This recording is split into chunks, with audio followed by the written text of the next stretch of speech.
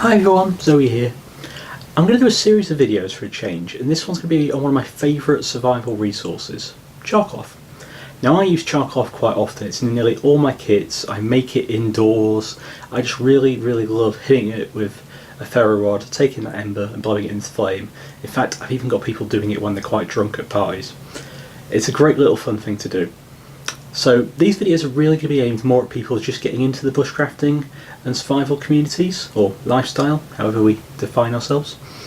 So if you're more advanced, you probably don't need to watch these, but I'm going to be looking at different ways to make it, different ways to light it, and a few tips and trips in the middle, see what we come up with. So stay tuned on this series on Charcloth. So, Altoids Tin. This is the quick one that I use in my fire kit. Where are we on camera? There we are. Basically, the idea I came up with of an emergency fire in a tin. So we have cotton impregnated with petroleum jelly, big lighter, small piece of fat wood, razor blade for getting shavings of tinder, a couple more of petroleum jelly and cotton. They would just make up pads rolled in. Jute twine as a tinder bundle. Just literally bought some jute twine and unravel it all thread by thread. The UST fire steel and striker. This is one that, speaking of Chris on Prepared Line 101, recommended on his channel. It's also a tiny modification with a bit of shock cord just to keep it in there. And then right in the bottom of the tin we got some Charcloth.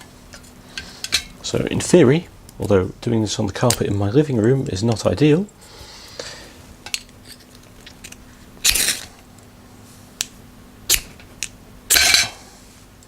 there we go, took two. So as you can see, going nicely.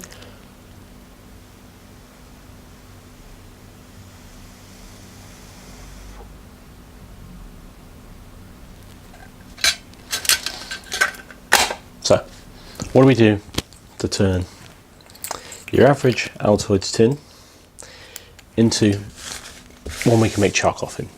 It's ridiculously simple. All we need is a hole. Clearly that hasn't gone out.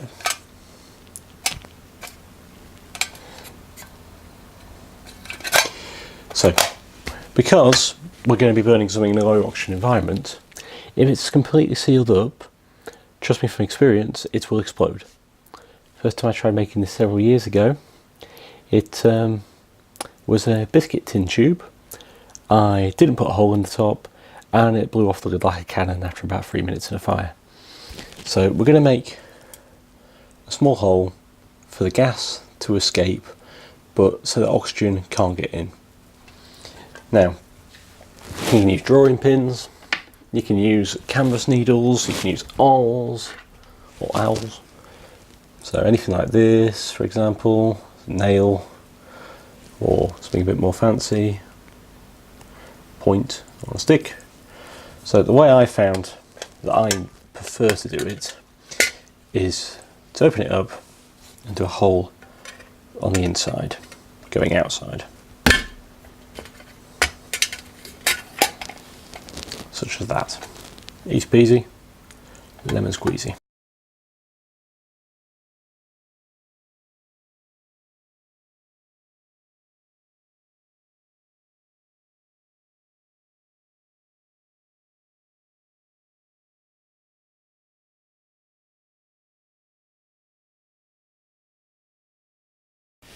So, as if by magic, a tin full of orange t-shirt material, some of the stuff I cut up earlier, has appeared.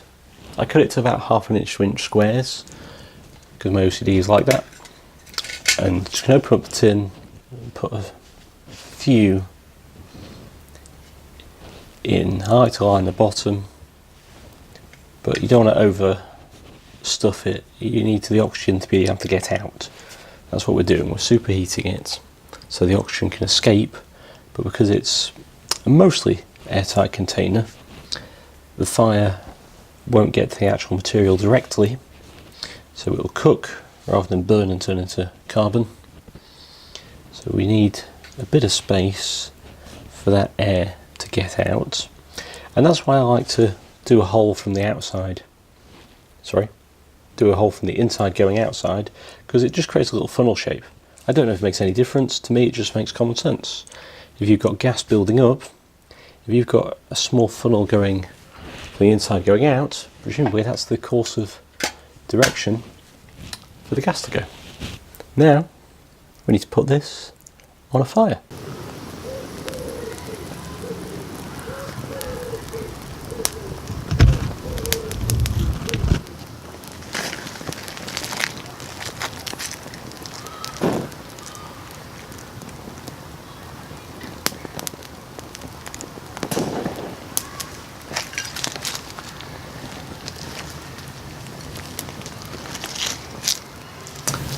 Ooh, Zoe from the future, because I actually recorded this footage 6 months ago and I'm now having to narrate on top of it to tell you things I forgot to mention in the actual recording. So what we're watching here while this burns is basically we're looking for gas to stop escaping from the tiny pilot hole we've put in it. Now I find it much easier to do this on embers because they don't smoke as much as actual flame.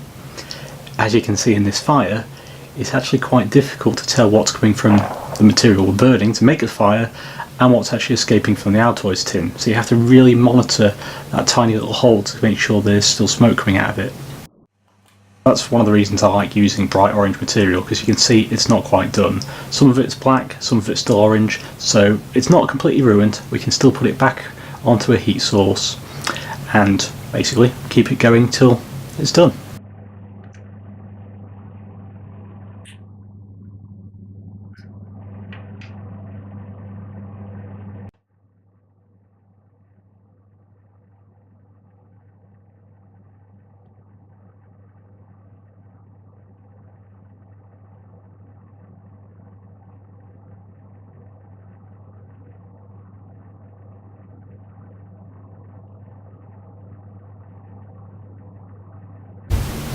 And in true survival mistakes fashion, of course my camera died about 10 seconds before the smoke stopped coming out of the hole.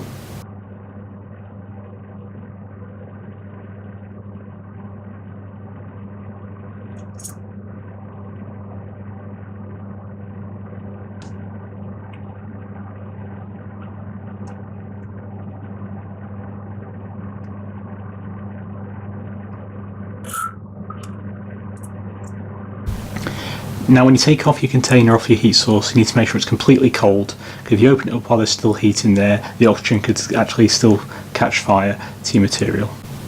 And this is done because it's black all the way throughout, there's still a bit of powdery residue on the fingers, and we're just going to test it by hitting it with a ferro rod.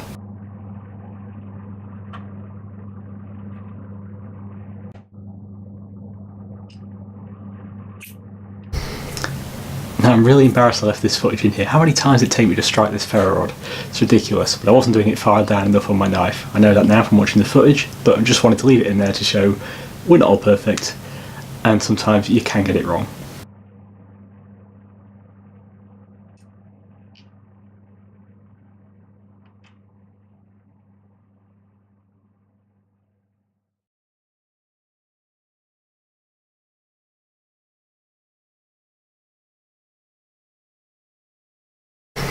What I'm just doing here is blowing onto this piece of Charcloth.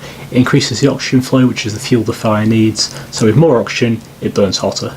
Also it burns quicker.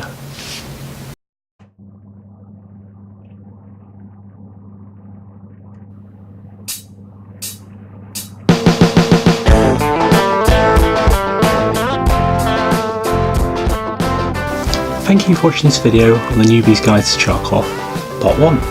Keep an eye out for Part 2. As ever, please like and share the video, consider subscribing to the channel, and if you really enjoyed it, maybe go and search me out on Patreon. I'm on there, and I would appreciate any funding that can go into the channel.